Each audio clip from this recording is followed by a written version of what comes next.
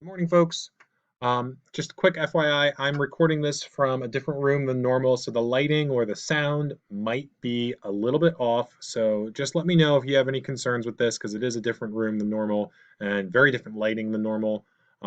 So if it's not working, let me know.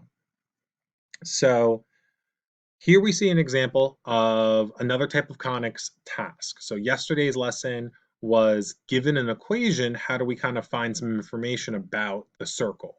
This is the reverse of that. It's here's some information about a circle, give me the equation of it. So we are given that a circle has endpoints of its diameter at the ordered pairs 8, 0 and 0, 6. So we don't have H, we don't have K, we don't have R. We don't really have anything in our standard formal equation of a circle. So we need to kind of revisit some things you might remember from geometry. And I know some of you are kind of cringing every time I hear the word geometry, but they're simple, I promise. So a diameter we know is twice its radius. So if we know how far apart these points are, we take half that distance and we have the radius given to us. Furthermore, we know that a diameter kind of bisects a circle right through the center. So it makes sense that the midpoint of my diameter, so the midpoint of these two, is my center point. So using these two facts, we can kind of find my HK center and my R radius. So how do we go about accomplishing that? Well, we have two formulas that we've kind of used already throughout the year a couple times. We have a distance formula here, and we have a midpoint formula here. So the distance formula I'm going to use first, and I'm going to find exactly how long is the diameter. So here are my two ordered pairs I'm going to plug in.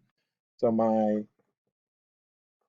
diameter equals the square root of, and I'm going to make it 8 minus 0 squared plus 0 minus 6 squared, which ends up being square root of 64 plus 36,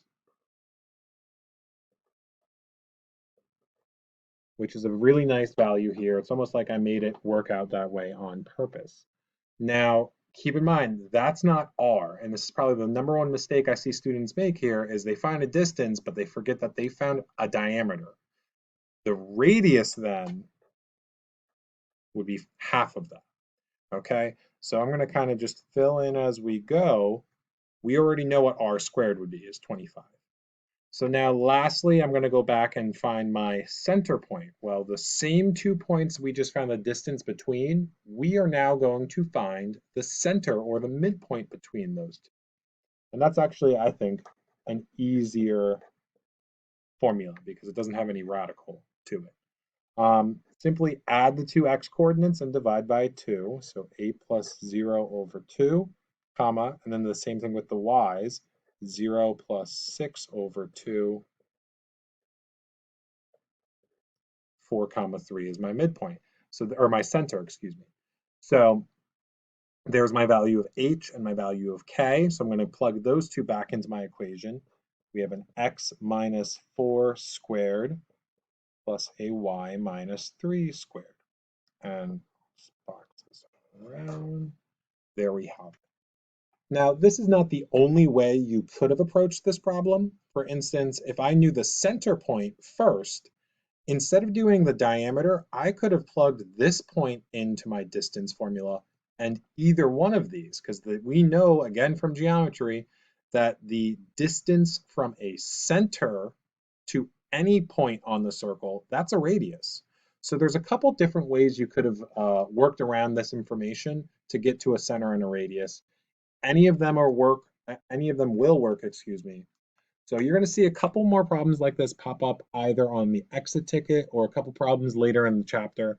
Otherwise, continue working through the first set of homework problems. Good luck.